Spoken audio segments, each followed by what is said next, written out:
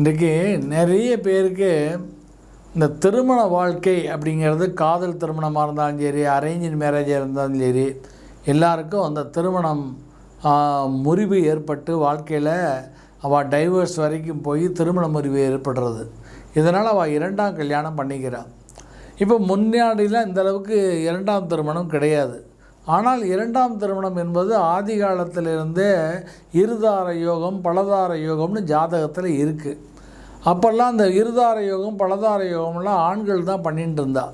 இப்போ இந்த இருதார யோகம் பலதார யோகம் பெண்களுக்கும் அப்ளிகபிள் ஆகிடுத்து. இதுக்கு காலதேச வர்த்தமான தத்துவம்னு பேர்.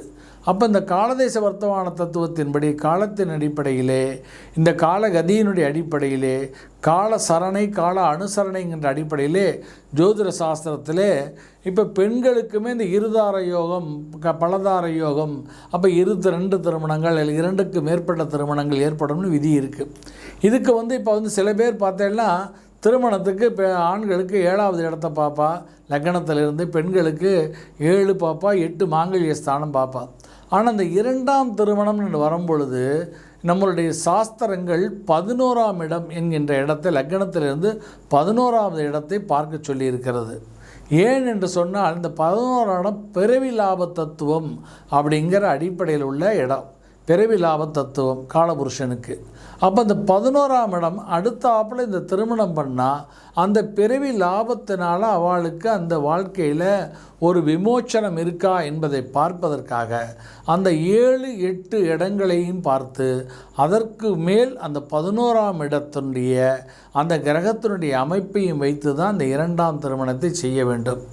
அப்படி 11ஆம் இடத்தை தவிர்த்து விட்டு வெறும் 7, 8 இடத்தை மட்டும் பார்த்து திருமணம் செய்தால் அந்த 11ஆம் இடம் தவறாக இருந்திருந்தால், இந்த கிரகங்கள் சஞ்சாரம் தவறான மீண்டும் அவர்களுக்கு இன்னொரு திருமணம் ஏற்படும், டைவர்ஸ் ஏற்படும்.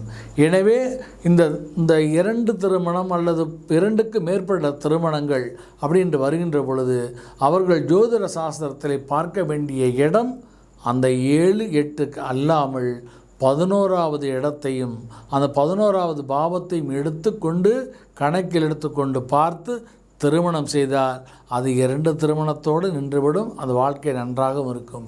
இல்லை என்றால் அந்த திருமண வாழ்க்கையை முறிவடைந்து மேலும் பல திருமணங்களோ அல்லது தவறான வாழ்க்கையில் வாழக்கூடிய சூழ்நிலைகள் ஏற்பட்டுவிடும்.